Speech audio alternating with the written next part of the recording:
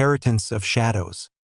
The adoption agency's waiting room smelled of lemon polish and stale coffee, a combination that had become nauseatingly familiar to Marcus and Jess over the past 18 months. They sat side by side on a beige sofa that had seen better decades, their fingers intertwined in a grip that had grown almost painfully tight.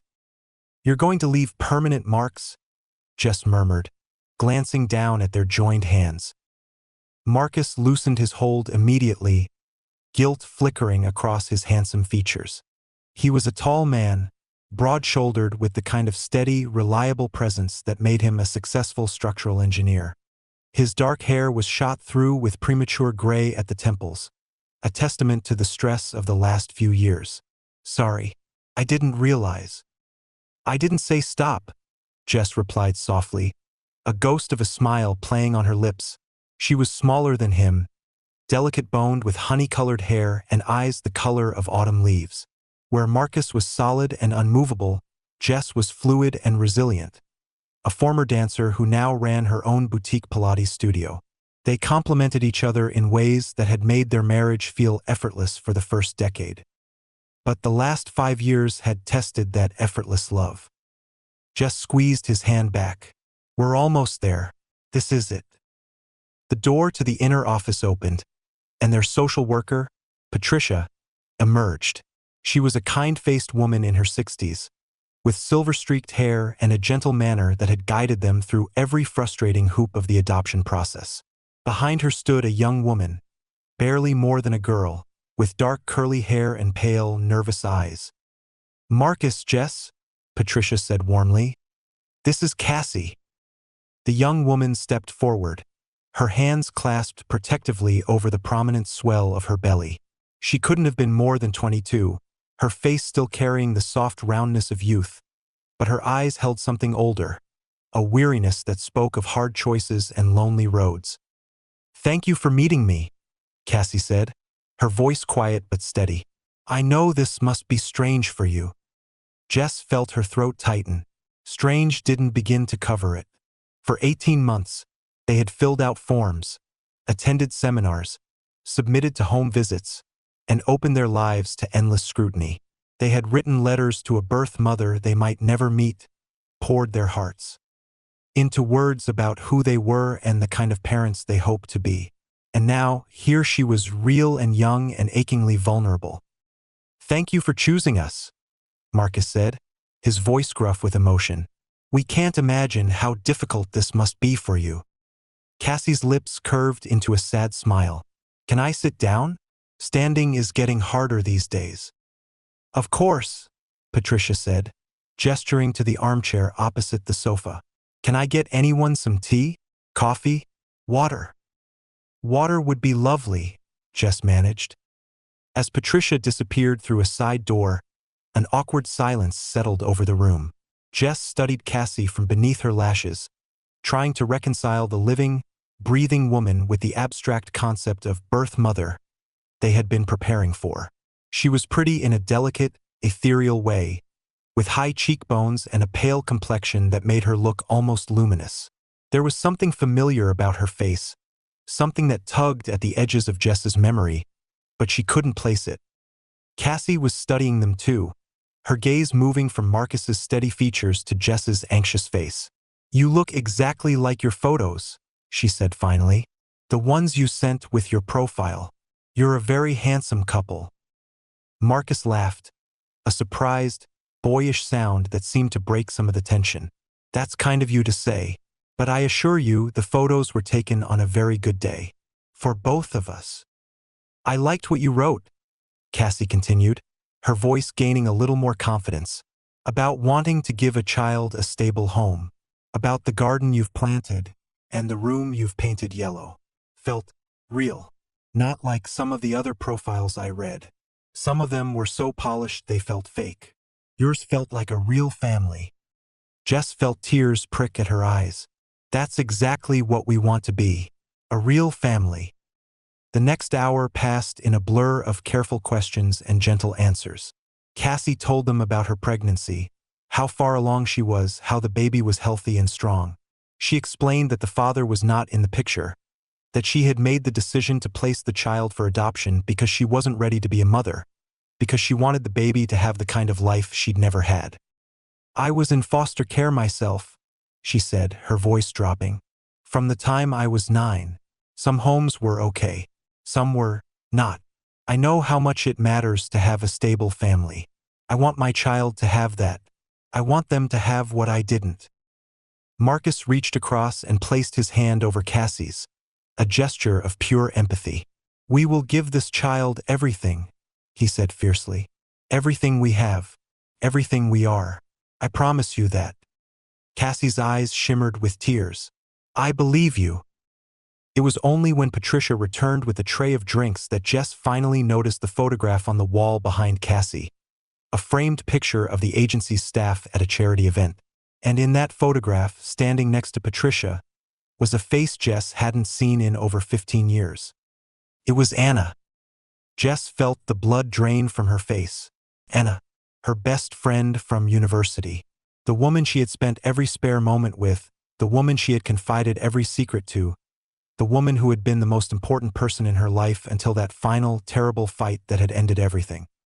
She looked at Cassie again, really looked this time, and the familiarity clicked into place with sickening clarity. The dark curls, the pale blue-gray eyes, the delicate bone structure. Cassie was Anna's daughter. She had to be. The resemblance was unmistakable. "Jess." Marcus's voice came from very far away. "Are you all right? You've gone pale." Jess forced herself to breathe. "I'm fine," she managed. Just a little lightheaded. I think I need some air." She stood abruptly, nearly knocking over her glass of water. Patricia rose in concern, but Jess was already moving toward the door, her heart pounding so loudly she could barely hear Marcus calling after her. In the corridor, she pressed her back against the cool wall and tried to slow her racing thoughts. Anna. After all these years, Anna had somehow found her way back into her life. Not directly, but through the daughter Jess hadn't even known she had. The daughter who was now carrying Marcus and Jess's adopted child. Anna's grandchild. Jess's best friend's grandchild. She heard footsteps and looked up to see Marcus standing in the doorway, his face creased with worry. "Jess, what's wrong? You look like you've seen a ghost." Jess opened her mouth to tell him, but the words wouldn't come. How could she explain? How could she tell her husband about Anna, about the friendship that had been everything, about the fight that had ended it, about the secret she had carried for 15 years? "I need a minute," she said instead. "Just give me a minute." Marcus hesitated, clearly torn between his concern for her and his social obligation to the young woman inside. Finally, he nodded. "Okay, take your time. I'll keep Cassie company." He disappeared back into the room, and Jess slumped against the wall, her mind churning. Anna. She hadn't thought about Anna in years. She had buried that friendship so deep, locked it away with all the other painful memories she couldn't bear to examine. But now it was all flooding back. The late nights in their dorm room, the endless conversations about life and love and the future, the easy intimacy of true friendship. The fight. She closed her eyes, and the scene played out behind her lids like a movie she couldn't stop. The rain-soaked street outside her apartment. Anna's tear-streaked face. The terrible words that had been said, the accusations, the final, heartbreaking declaration that they were done. Jess had been the one to walk away. She had been so certain, so righteous in her anger. But she had never forgotten the look on Anna's face as she'd turned her back. It had haunted her for years. Now, somehow, impossibly, Anna's daughter was carrying the child Jess and Marcus had been trying so desperately to have. The woman they had chosen to be their child's birth mother was the daughter of the woman Jess had loved like a sister, and then lost forever. The side door opened and Patricia stepped out, her expression gentle but concerned. "Jess, are you all right? You seemed very upset." Jess took a shaky breath. "Patricia, I need to ask you something, and I need you to be completely honest with me." "Of course," Patricia said, her professional composure firmly in place. "What is it?" "The young woman in there, Cassie. Is her mother's name Anna?" Patricia's eyes widened slightly, a reaction that told Jess everything she needed to know. How? Do you know Anna? Jess's legs gave way and she slid down the wall, sitting on the cold linoleum floor with her head in her hands. Oh God, she whispered. Oh God, no. Patricia crouched beside her, her voice dropping to a concerned murmur.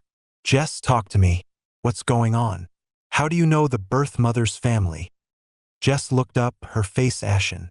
Anna was my best friend, she said hoarsely. For years, we were inseparable in university. She was the most important person in my life. And then, we had a terrible fight. I haven't spoken to her in 15 years. I didn't even know she had a daughter. I didn't know. She trailed off, unable to finish the thought. Patricia's expression had shifted from professional concern to something more personal. Oh my, she said softly. Oh my, that's quite a coincidence. Is it? Jess asked bitterly. Is it a coincidence? Or did Cassie choose us because she knew? Because Anna told her about me, about our friendship, and she sought us out? Patricia hesitated. I can't speak to Cassie's motivations, she said carefully, but I can tell you that the adoption process is designed to protect everyone's privacy. The birth mother doesn't have access to the full profiles of adoptive parents. She only sees what the agency shares with her. But you shared our profile with her, Jess pressed. You showed her our pictures, our names. She would have recognized me. She must have. Patricia's silence was answer enough. Dear God, Jess breathed. She knew. She knew who we were when she chose us. She knew I was her mother's old friend. And she never said a word. The door to the office opened and Marcus appeared again, his expression shifting from worry to confusion at the sight of his wife sitting on the floor. Jess, what's going on? Cassie is asking if you're okay. Jess looked up at him, her eyes red-rimmed and desperate. Marcus, I need to tell you something, and you're not going to like it. She rose unsteadily to her feet, Patricia hovering beside her like a worried mother hen. Marcus crossed to her, taking her hands in his. Whatever it is, we'll handle it together. That's what we do, remember?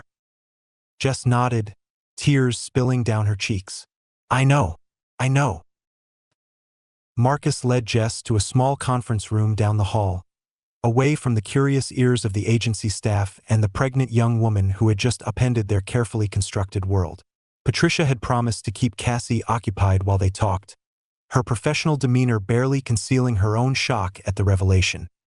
Jess sat at the conference table, her hands wrapped around a paper cup of water that she hadn't drunk from. Marcus sat across from her, his brow furrowed with concern. Okay, he said gently. Tell me. Jess took a deep breath. When I was in university, I had a best friend named Anna. We met during orientation and we were inseparable from that moment on. We did everything together, studied together, ate together, went on road trips together. She was the sister I never had. I don't think you've ever mentioned her, Marcus said carefully. No, Jess agreed. I haven't, because I haven't spoken to her in 15 years. We had a fight, terrible fight. I said things I can't take back, and she said things that broke my heart. I walked away. I ended our friendship, and I never looked back. Marcus reached across the table and took her hand. What happened? Jess's eyes filled with tears. I can't tell you. Not yet. I'm not ready. Jess. Please, Marcus. Just trust me. It's not a secret that affects us, not really. It's just painful, and I'm not ready to open that wound. Marcus studied her face for a long moment, his expression unreadable. Finally, he nodded. Okay, I trust you, but this doesn't explain why you nearly passed out in the waiting room. Jess laughed, a hollow, broken sound. Cassie is Anna's daughter. I saw a photograph on the wall, Patricia with the agency staff at some charity event. Anna was in the picture. She works here or she volunteers here or something. And the moment I saw her face, I knew. The resemblance is unmistakable. Cassie is her daughter. Marcus's face went pale. Are you sure? Yes, I'm sure. And Marcus, I think Cassie knew who we were when she chose us. She must have. I know my face hasn't changed that much in 15 years. She must have seen our profile, seen my picture, and recognized me. She knew I was her mother's friend. And she never said a word. Marcus sat back in his chair, processing this information. So she chose us deliberately? Because of your connection to her mother? I don't know, Jess admitted. I don't know if she chose us because of Anna, or if she chose us despite Anna. I don't know if Anna even knows I'm involved. I don't know anything. So what do we do? Jess shook her head. I don't know that either. But I think I need to talk to Cassie. Alone. I need to understand why she did this. Are you sure that's wise? No, Jess said honestly. But I need to do it anyway. They returned to the waiting room, where Cassie was sitting in the same armchair, her hands resting on her belly. Patricia was chatting with her about nothing in particular, but her eyes flickered with relief when they entered. Cassie, Jess said, her voice steadier than she felt. Could I speak with you privately? There's something I need to ask you. Cassie's pale eyes met hers, and for a moment, Jess saw something flicker there. Recognition, fear, and a deep, aching sadness. Of course, she said softly. I think I know what this is about. Patricia and Marcus exchanged a glance, but neither objected. Patricia led them to a smaller office, a comfortable room with armchairs and soft lighting, and then withdrew, closing the door behind her. The silence stretched between them, heavy with 15 years of untold history. Your mother is Anna, Jess said finally. Isn't she? Cassie nodded, a single tear tracing a path down her pale cheek. Yes, she is. And you knew who I was when you chose us? You knew I was your mother's friend. Yes, I've known my whole life about you. My mother told me stories. She always said you were the best friend she ever had. The one who got away. Cassie's voice cracked. She said she spent years regretting how things ended between you. Jess felt her heart twist. She told you that? All the time. When I was growing up, she'd talk about you. The adventures you had, the secrets you shared. She made you sound like someone from a fairy tale. And then, when I started looking at adoption profiles, I saw your picture and I felt like I was supposed to choose you, like it was destiny. Destiny? Jess repeated, the word tasting bitter on her tongue. Or manipulation. Cassie flinched.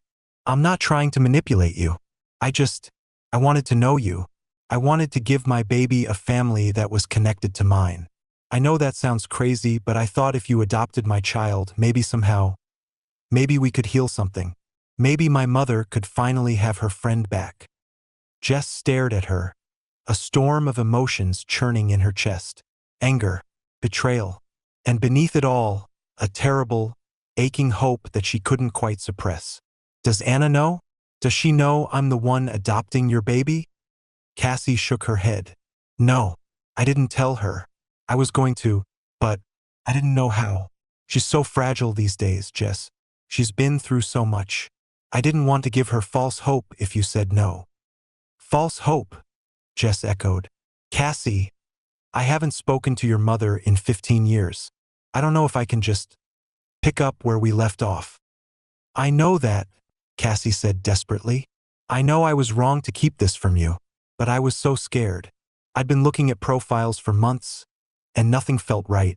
Then I saw you and Marcus and I felt this pull, like everything was finally falling into place. I thought maybe if you met me, you'd understand.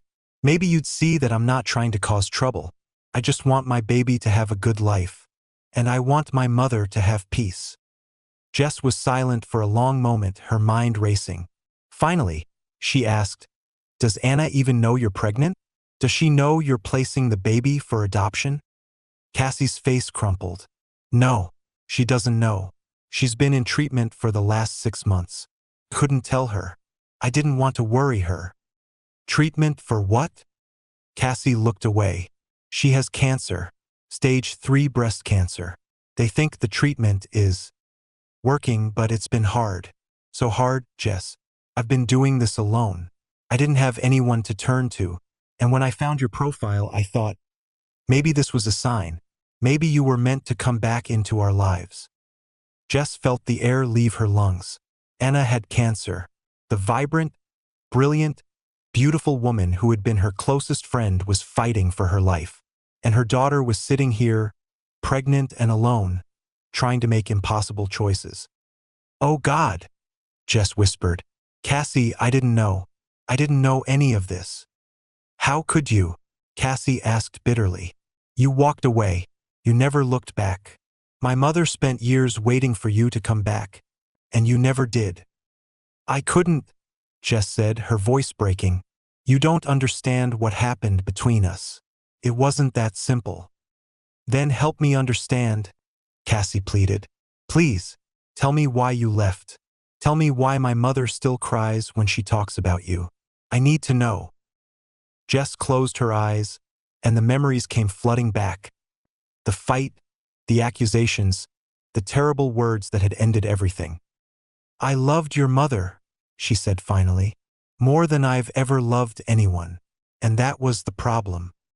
Cassie stared at her, confusion warring with hope on her young face. "What do you mean?" Jess took a shaky breath. "Your mother and I weren't just friends, Cassie. We were everything to each other. And somewhere along the way I fell in love with her. Completely, hopelessly in love. I thought she felt the same. I was wrong." The word hung in the air between them, heavy with years of unspoken truth. Cassie's face went through a rapid succession of emotions. Shock, confusion, and then a dawning, horrified understanding. "You were in love with my mother?" she whispered. "Yes," Jess said, her voice barely audible. "I was, and I thought she felt the same way. I don't know what I thought. I was 22 years old, and I'd never felt anything like it. She was my whole world. Everything I did, every thought I had, it all circled back to her." "But she married my father," Cassie said slowly. "She was married to him when I was born." "I know, and that was the problem. I waited for her to leave him. I waited for years. And then one night, I finally told her how I felt. I laid my heart bare and I asked her to choose me." Jess laughed bitterly. "I gave her an ultimatum, me or him. And she chose him." "She chose him," Jess confirmed. "She said she loved me, but she couldn't leave her husband. She was scared of what people would think, scared of the life she'd have to leave behind. And I was so angry, Cassie. I was so hurt and so angry that I said things I've regretted every single day for the last 15 years. I told her she was a coward. I told her she was using me. I told her she'd never loved me at all." Cassie's face was pale, her eyes shining with unshed tears. "She never told me that. She never told me any of that." "Of course she didn't. It was her secret to keep. Just like it was my secret to keep." Jess took a deep breath. "I walked away that night and I never looked back. Couldn't. It hurt too much. I was so sure I was right, so certain she'd made the wrong choice. But looking back, I realize how unfair I was. I gave her an impossible choice and then I punished her for not making the one I wanted." Cassie was silent for a long moment, processing this revelation. Finally, she said, "My mother loved you. I know she did. She talked about you like you were the sun and the moon and all the stars combined. She never said the word love when she talked about you, but I could see it in her eyes. She loved you, Jess. I'm sure of it." "Then why didn't she choose me?" Jess asked, the question she'd carried for 15 years finally spilling out. "Why did she stay with him?" Cassie shook her head. "I don't know. I never knew my father. He left when I was 3. She never remarried. It was just the two of us, and she never had another relationship. Not one. I always thought it was because she was too scared to get hurt again. But now," she trailed off. "Now what?" "Now I wonder if it was because she never got over you." The words struck Jess like a physical blow. She'd spent 15 years convincing herself that Anna had never really loved her, that the feelings had been one-sided, that the whole thing had been a mistake. But what if she'd been wrong? What if Anna had loved her just as deeply, and They'd both been too broken to fight for it? What kind of cancer does your mother have? Jess asked, her voice barely above a whisper. Breast cancer. Stage 3. She's been through surgery and chemo, and she's starting radiation soon. The doctors think she has a good chance. But it's been so hard, Jess. She's so tired.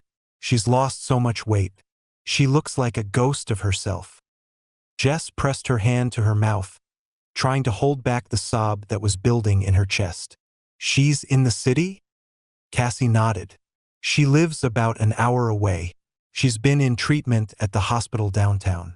I've been trying to take care of her while also trying to figure out what to do about this. She gestured to her belly. I couldn't tell her I was pregnant. She would have been so worried about me. She would have insisted on helping me, and she's too sick. She can barely take care of herself. Oh, Cassie, Jess breathed. You've been carrying all of this alone. Why didn't you reach out to someone? Why didn't you reach out to me?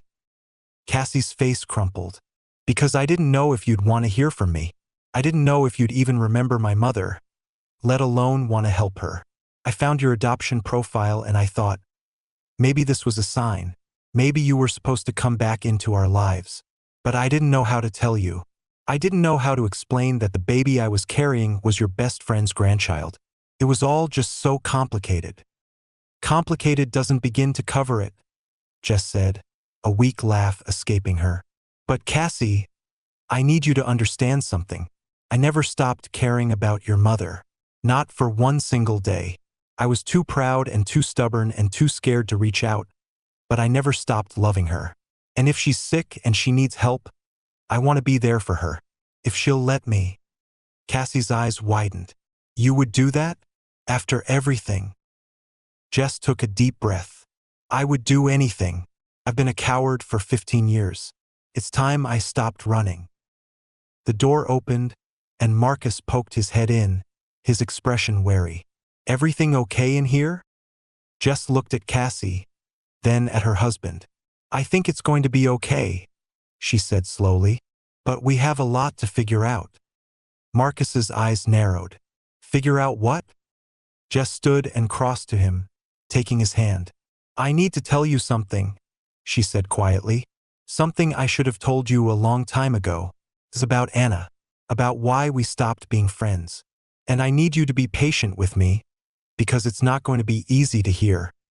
Marcus searched her face, seeing the fear and determination warring in her eyes. I can be patient, he said, as long as you're okay. I'm not okay, Jess admitted, but I will be. I think this is the first step.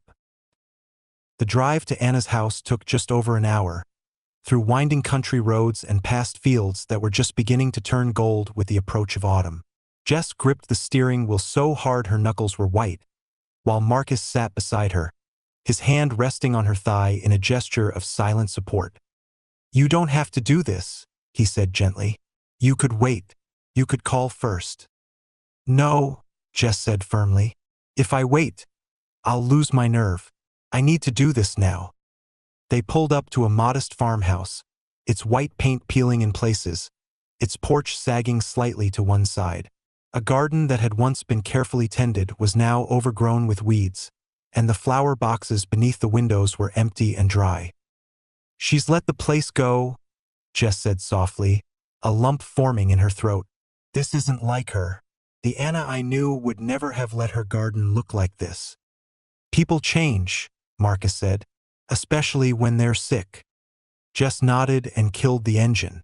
She sat for a moment, gathering her courage, then opened the door and stepped out into the crisp October air. They walked up the creaking porch steps, and Jess raised her hand to knock. Before her fist could connect with the wood, the door swung open.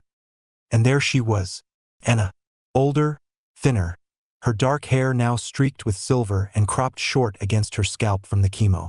Her skin was pale, her cheekbones sharp, her eyes sunken in their sockets. But the eyes themselves, those pale blue-gray eyes that Jess had dreamed about for 15 years, were still the same. Anna stared at her, her mouth opening and closing soundlessly. Jess? She whispered, her voice barely audible. Is that really you? Hi, Anna, Jess said, her voice cracking. I'm sorry for just showing up like this. I know I should have called. But I couldn't wait any longer. Anna's hand flew to her mouth, and a sob escaped her. You're really here. Oh my God. You're really here. Can we come in? Jess asked gently. There's something I need to tell you. It's important. Anna nodded, stepping back to let them enter. The interior of the house was dim and cluttered, with stacks of books and magazines piled on every surface. It was clear that Anna had been struggling. The place had the neglected feel of someone who simply didn't have the energy to keep up anymore. I'm sorry about the mess, Anna said, flushing with embarrassment. I haven't been, well, I'm sure Cassie told you. She told me some of it, Jess said carefully. She told me you're sick. Anna's eyes filled with tears. She shouldn't have told you. That's not why I wanted her to.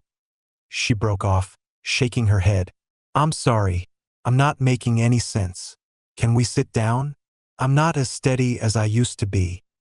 They settled in the living room, Anna on a worn armchair and Jess and Marcus on the sofa. Marcus sat quietly, his presence a steady, reassuring anchor at Jess's side. Anna, Jess began. There's no easy way to say this. Cassie is pregnant. She's in her 3rd trimester, and she's chosen Marcus and me to adopt her baby. Anna stared at her, her face going even paler than it had been. What? It's true, Marcus said gently. We've been in the adoption process for over a year. Cassie chose us. We only found out yesterday about her connection to you. Anna's hand went to her chest, her breath coming in short, shallow gasps. Cassie's pregnant? She's placing the baby for adoption? With you. She looked from Jess to Marcus and back again, her eyes wide with confusion and hurt. She didn't tell me. She never said a word. I didn't even know she was. And she chose you? She knew who you were. We think she knew, Jess said carefully. She recognized me from our profile, but she didn't know how to tell you. She didn't want to worry you while you were so sick. Anna's tears spilled over, tracking down her pale cheeks. My baby is having a baby, and she didn't tell me. She's giving away my grandchild, and she didn't tell me. Jess felt her heart break. Anna, I'm so sorry. I had no idea you didn't know. I would never have kept this from you. But I need you to understand something. Cassie is doing this because she loves her baby. She wants them to have a better life than she could give them. And she chose us because she hoped it might bring us back together. Anna stared at her, a storm of emotions playing across her face. Bring us back together? After everything? After the way things ended? Anna, I know I was wrong, Jess said, leaning forward, her voice desperate. I know I was selfish and cruel, and I should never have given you that ultimatum. I've regretted it every single day for 15 years. But I never stopped loving you. I never stopped thinking about you. And when Cassie told me you were sick, I knew I had to see you. I had to tell you how sorry I am. Anna shook her head, tears streaming down her face. You don't get to do this, Jess. You don't get to waltz back into my life after 15 years and say sorry like that makes everything okay. Do you have any idea what you put me through? Do you have any idea what it was like to lose my best friend? The person I loved most in the world, because I couldn't be what you needed me to be. It wasn't about what I needed you to be, Jess said, her own tears falling now. It was about what I was too scared to admit. I was in love with you, Anna. I was so in love with you that I couldn't see anything else. And when you didn't choose me, I was so broken that I couldn't see how unfair I was being. Anna's face crumpled. I loved you too, she whispered. I loved you so much it terrified me. But I was married. I had a child. I had responsibilities. I couldn't just walk away from all of that, no matter how much I wanted to. I was scared, Jess. I was so scared of what people would think, of what kind of life we'd have. And you walked away. You didn't give me a chance to explain. I know, Jess said brokenly. I know I didn't. And I'm so sorry. I should have fought for you. I should have been patient. I should have understood. But I was young and stupid, and I thought I knew everything. I thought I knew what was best for both of us. and I was wrong. The room fell silent, the weight of 15 years of regret and longing pressing down on them. Marcus squeezed Jess's hand, his silent support unwavering. Finally, Anna spoke. Cassie is really having a baby? And she's giving it to you? Yes, Jess said. But that's not the only reason I'm here. Anna, I want to be part of your life again. If you'll let me, I want to help you through this. I want to be there for you like I should have been all along. Anna stared at her for a long moment, her expression unreadable. Then slowly, a small, fragile smile crept across her face. I've waited 15 years to hear you say that, she said softly. I thought I'd never hear it. You will, Jess promised. I'm not going anywhere. Not this time. 2 weeks later, Jess's phone rang at 3 in the morning. She fumbled for it in the darkness, her heart pounding with sudden adrenaline. It's Cassie, Marcus said, reading the caller ID over her shoulder. Answer it. Jess swiped to answer. Cassie? What's wrong? Jess, it's time. Cassie's voice came through the phone, strained and breathless. The baby's coming. I'm at the hospital. I need you here. Please. We're on our way, Jess said, already throwing off the covers. Don't go anywhere. The drive to the hospital was a blur of adrenaline and fear. Marcus drove with careful precision, one hand on the wheel and the other gripping Jess's hand. They arrived to find Cassie in a private room, her face pale and beaded with sweat, a nurse attending to her. Thank God you're here, Cassie breathed when she saw them. I was so scared you wouldn't make it. We're here, Jess said, taking her hand. We're not going anywhere. The labor was long and difficult. Cassie was exhausted by the end, her body pushed to its limits. But at 6:47 in the morning, a healthy baby girl was born, her cry piercing the quiet of the delivery room. She's beautiful, Cassie whispered, tears streaming down her face as the nurse placed the infant on her chest. Oh my God, she's so beautiful. Jess and Marcus hovered nearby, watching the moment with tears in their own eyes. This was the child they had been waiting for, the one who would complete their family.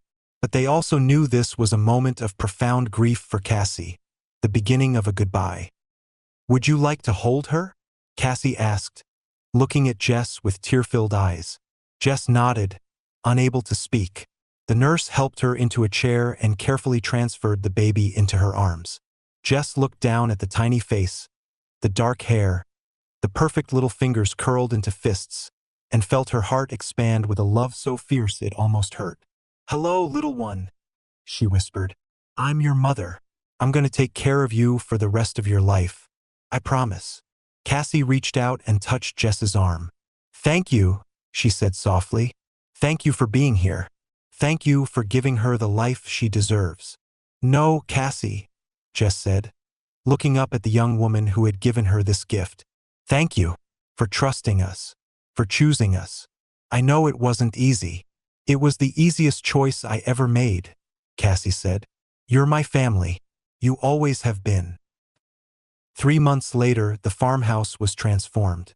Jess had spent every spare moment helping Anna recover, driving her to appointments, making sure she ate, and slowly, painstakingly bringing the old house back to life. The garden was planted with autumn flowers, the porch repaired, the inside decluttered and painted in warm, cheerful colors. And every week, Jess brought the baby, Sophia, they'd named her, to visit her grandmother. Anna held the infant in her arms, her face radiant with love. She looks just like Cassie did when she was born, she said. The same dark hair, the same little nose.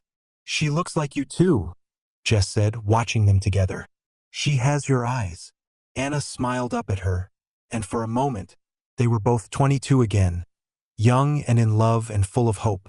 Thank you, she said softly, for everything, for giving me back my daughter, for giving me my grandchild, for coming back into my life.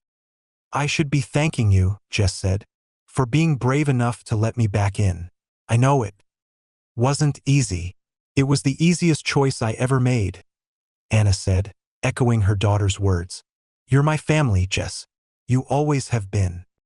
Marcus appeared in the doorway, a mug of tea in each hand. Anyone want a drink? I'd love one, Anna said, carefully shifting Sophia to her shoulder. But I can't put her down. She's too precious. You can sit down, Marcus said, a grin spreading across his face. I promise I won't steal her. They settled into a comfortable rhythm, the three of them passing the baby back and forth, drinking tea and laughing and talking about the future. It was simple and ordinary and perfect. Later that evening, when Anna had gone to bed and Marcus was washing the dishes, Jess sat in the living room with Sophia sleeping in her arms. She looked around at the cozy room, at the photographs on the mantel. Cassie as a child, Anna on her wedding day, Jess and Marcus at their own wedding, and felt a profound sense of peace. She had lost Anna once, and it had nearly destroyed her. But somehow, impossibly, they had found their way back to each other. And in doing so, they had created something new. A family built not on blood, but on love and forgiveness and the stubborn refusal to give up on each other. Sophia stirred in her arms, her tiny fingers wrapping around Jess's thumb. Jess looked down at her daughter's face, so innocent and trusting, and made a silent vow. I will never run away again, she promised. I will be here for you always, for all of you. And for the first time in 15 years, she felt whole. Thanks for sticking around until the end. If you found this story interesting, please consider giving this video a thumbs up. It really helps the channel. And if you want to hear plenty more stories just like this, go ahead and hit that subscribe button. There's a lot more to unpack in future videos. See you soon.